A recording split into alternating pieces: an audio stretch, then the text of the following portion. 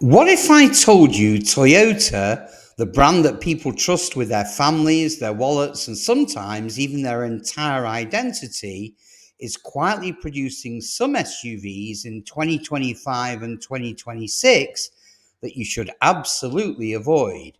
And at the same time, they're also releasing some of the most durable, best engineered vehicles that they've built in the past decade. Because here's the uncomfortable truth: Toyota's lineup is splitting. Some SUVs are becoming watered down, cost cutting compromises, while others are redefining what long term reliability actually looks like in the modern automotive world. Now, before we get into the rankings, let me start with something very personal.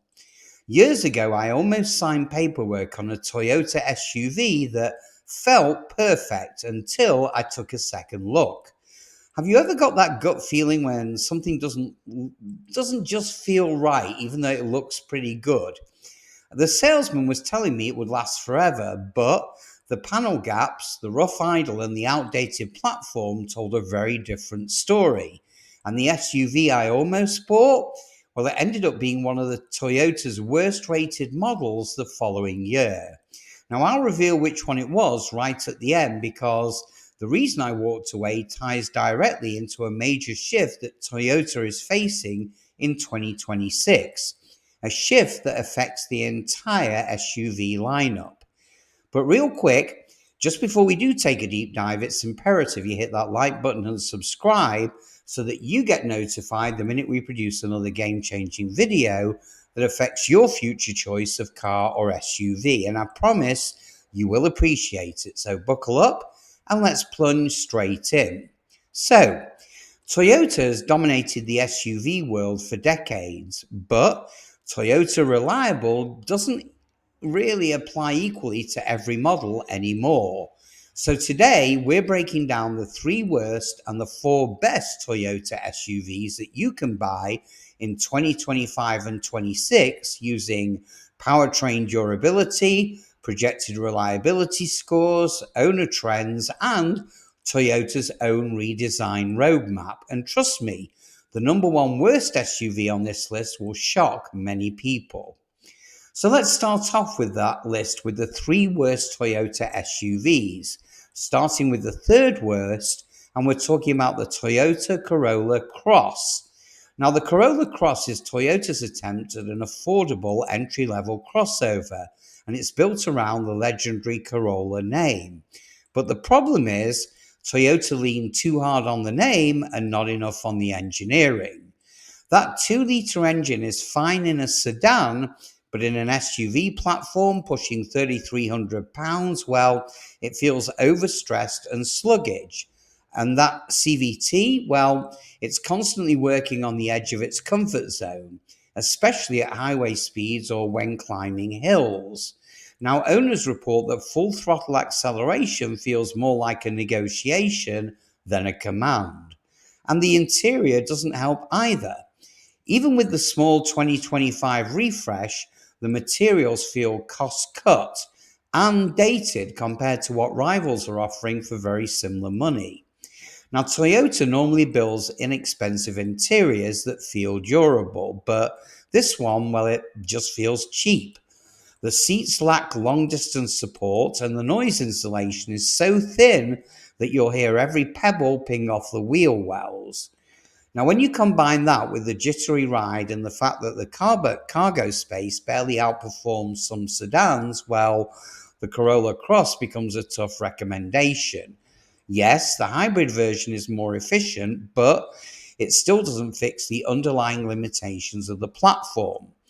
Toyota simply designed this SUV to hit a price point and not to impress buyers. And in 2025 and 2026, well, the competition is too strong for just good enough. Now, the second worst on this list is the Toyota Venza. Now, the Venza is one of the most confusing SUVs that Toyota has ever sold. Not because it's bad, because it never made sense. Toyota positioned it as a premium hybrid crossover, but when you sit in it, drive it, and you compare it directly to a RAV4 hybrid, well, you immediately question what the extra money is actually paying for. The upscale touches feel minimal, the sloping roofline cuts into practical space, and the rear seating area feels claustrophobic for adults. So, for a vehicle marketed as premium, it just doesn't deliver a premium experience. And the biggest issue here is identity. See, the Venza isn't more luxurious than a Lexus NX, it isn't more practical than a RAV4, and it certainly isn't more efficient than a Highlander hybrid. So it's stuck in no man's land. Now, Toyota's decision to discontinue it after 2025 says absolutely everything. They know the Venza didn't resonate with any of its customers. And because Toyota isn't updating the model, while depreciation is projected to be significantly higher than other Toyota SUVs over the next 5 years. The hybrid system is smooth, it's refined and dependable, but buyers can get the same system for much less money. The Venza was meant to fill a gap, but the reality is that gap never even existed. So now we come to the very worst Toyota on this list, and I'm talking about the Toyota Sequoia. Now, this is the one that triggers strong opinions, but let's be real. The 2025 to 26 Toyota Sequoia is simply one of the most disappointing redesigns that Toyota has ever executed. Now, on paper, yes, it's a beast. Twin-turbo hybrid V6, 437 horsepower, massive torque, and a modern interior and huge towing numbers. But real-world driving exposes deep issues that Toyota still haven't ironed out here. The hybrid system feels abrupt, the transitions between electric and gas power are jerky, and the 10-speed transmission constantly hunts for gears as if it's unsure of what the driver actually wants. That lack of refinement becomes exhausting in daily driving. The packaging issues make things even worse. So for a full-size SUV with a massive footprint, the Sequoia somehow manages to deliver less usable space than, say, a mid-size Highlander in some configurations.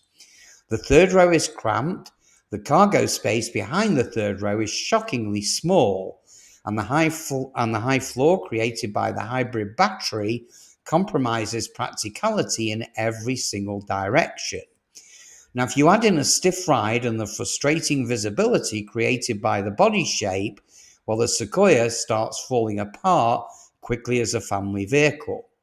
And when you consider that it costs $70,000 to $85,000, meaning it directly competes with luxury SUVs, well, the shortcomings simply become impossible to ignore. Toyota overcomplicated the formula, and instead of creating a segment leader, what they did is they built an SUV that feels compromised from the moment you drive it. So now that's over with, thank heavens, let's get to the good stuff. So here are the 4 best Toyota SUVs, starting at number 4 with the Toyota Highlander. Now, the Highlander continues to be Toyota's balanced, practical, do-everything family SUV, and the 2025 refresh only strengthens that position. The updated cabin layout feels more modern, the ride quality is smoother thanks to revised suspension tuning, and Toyota's fine-tuned the noise insulation to make highway driving quieter. Now, what makes the Highlander so very appealing in 2025 and 26 is how effortlessly it fits into real life. School drop-offs, road trips, commuting, hauling gear, it never feels stressed or underpowered. Now, the hybrid remains the star of the show, and it delivers exceptional fuel economy while still providing enough power for confident merging. Toyota's hybrid system is proven, long-lasting, and one of the biggest reasons that the Highlander's long-term ownership costs remain among the lowest in this segment. And here's something that people forget. The Highlander's resale value is absolutely astonishing. Even 8-year models with over 100,000 miles still command surprising prices. The Highlander simply hits the sweet spot of comfort, efficiency, reliability, and resale, and that makes it one of Toyota's most consistent winners entering 2026. Now, third best on this list is the Toyota 4Runner. So the 4Runner, as you probably know, is a legend. And the new 2025 redesign proves that Toyota is doubling down on its rugged simplicity at a time when every competitor is becoming more complex. The updated powertrain adds torque and it improves drivability without compromising reliability. And Toyota's body on frame platform, well, it simply continues to be one of the strongest on the market. The traction systems, locking differentials, and off road geometry make the 4Runner one of the last truly capable adventure SUVs that you can buy under $60,000. But here's the surprising part: Toyota improved the comfort without losing the soul of the vehicle. The cabin feels more modern, the tech finally matches what competitors offer, and the ride quality, while still firm, is more composed on pavement. Owners buy 4Runners expecting durability, and Toyota delivers exactly that. Now, the aftermarket community remains enormous. The resale value is borderline absurd, and the new model is projected to remain a top performer in reliability surveys for years to come. So if you want a Toyota SUV that will hit 300,000 miles while laughing at tough terrain, well, the 4Runner is still the king. Next up, second best on this list, the Toyota RAV4. Now, the RAV4 continues to dominate sales because it does something few SUVs can actually do, and that's appeal to almost everyone. So for 2025 and 2026, Toyota refined the hybrid system, they improved cabin materials, they reduced road noise, and they enhanced the infotainment responsiveness. The RAV4 hybrid remains the sweet spot: powerful, efficient, and incredibly dependable. Families appreciate the generous storage, commuters love the fuel savings, and long-term owners, well, they enjoy the insanely high resale value. Now, what really separates the RAV4 from its competitors is how well-rounded it is. There are no glaring weaknesses, it's efficient, reliable, comfortable, and it's priced exactly where it should be. Even the plug-in RAV4 Prime continues to be one of Toyota's most surprising performance vehicles, delivering acceleration numbers that embarrass some luxury SUVs.